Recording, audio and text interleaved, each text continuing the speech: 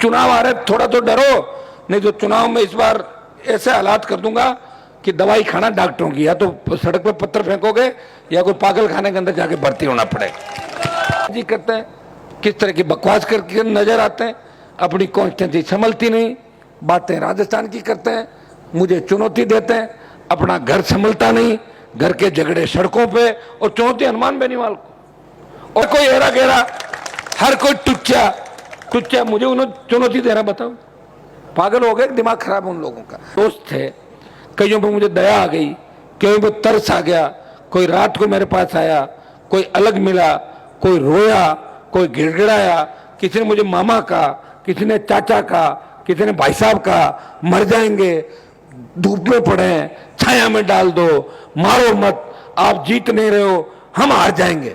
ये सही बात थी, मैं नहीं जीत रहा था हर सीट पे, लेकिन 200 अगर खड़े करता तो राजस्थान की तस्वीर दूसरी होती।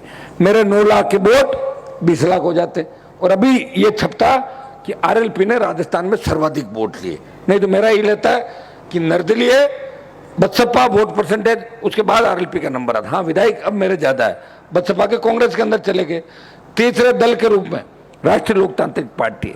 लेकिन भाइयों, उन्हीं लोगों को मैं देखता हूं किस तरह की बयानबाजी करते हैं, किस तरह की बकवास करके नजर आते हैं, अपनी कॉन्स्टिट्यूंसी संभलती नहीं, बातें राजस्थान की करते हैं, मुझे चुनौती देते हैं, अपना घर संभलता नहीं, घर के झगड़े सड़कों पे, और चुनौती हनुमान बेनीवाल को। और मैं चुनौती दे रहा हूं मोदी को, अमित शाह को, गहलोत के बेटे को हरा के भेजता हूं, और वसुंधरा को 7 समंदर पार ललित मोदी के पास भेजता हूं। आप बताओ, हर कोई हेरा गेरा, हर कोई टुच्चा मुझे उन्होंने चुनौती दे रहा। बताओ, पागल हो गए, दिमाग खराब उन लोगों का। ये चुनाव आ रहे, थोड़ा तो डरो, नहीं तो चुनाव में इस बार ऐसे हालात कर दूंगा कि दवाई खाना डॉक्टरों की, या तो सड़क पे पत्थर फेंकोगे या कोई पागल खाने के अंदर जाके भर्ती होना पड़ेगा। क्योंकि मैं तो हर परिस्थिति को देख के आया हूं भाई, मैं तो लड़ ही रहा हूं, और कर क्या रहा हूं। सुबह 5-5, 6-6 बजे तक राजस्थान की जनता अगर किसी का इंतजार कर रही है,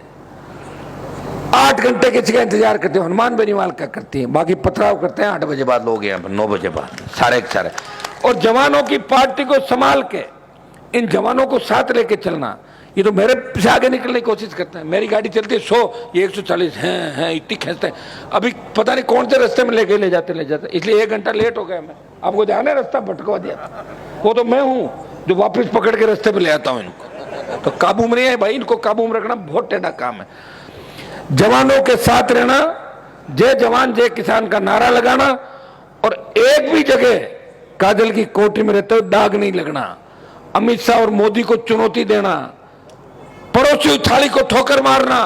जब हरियाणा, पंजाब, यूपी का किसान मुझे कहता है, हनुमान जी आप अगर मोदी का साथ छोड़ दो तो किसान आंदोलन के अंदर हमारी जीत हो सकती है। भाइयों, मैं चाहता कैबिनेट मिनिस्टर बन सकता था, मुझे कहा भी था कि आप इस तरह पार्टी छोड़ के मत जाओ, क्योंकि गहलोत के खिलाफ लड़ने वाला कोई मजबूत व्यक्ति था, हनुमान बेनीवाल राजस्थान के अंदर था। मैंने कहा नहीं, किसान कौन तकलीफ के अंदर है, मेरा इतना ही योग सहयोग है मोदी जी आपके साथ, मैं जाऊंगा। मैं गया, NH-8 जाम किया, जो गुर्जर आंदोलन के समय जाम नहीं हुआ था। और 70 दिन अगर देश का सांसद कोई सड़क पे बैठा, वो नागौर का सांसद था जिसने किसान कौम के लिए मोदी की परोसी हुई थाली को ठोकर मारी। 3, 8, 13, 18। आज ये भारतीय जनता पार्टी के अंदर कई नेता घूमते हैं ना कि वसुंधरा का विरोध कर रहे हैं, उनकी मेरी हैसियत देखी हुई है। जब वसुंधरा निकलती थी, उसके पैरों में पड़े रहते थे, उसकी जूते चप्पल उठाते थे, और कहने को कहते थे हमारी बात हो गई, मैडम आज हट जाएगी। इनसे थोड़ी हटी। मैडम का जादू अगर खत्म किया राजस्थान के अंदर, वो हनुमान बेनीवाल ने किया था खत्म राजस्थान।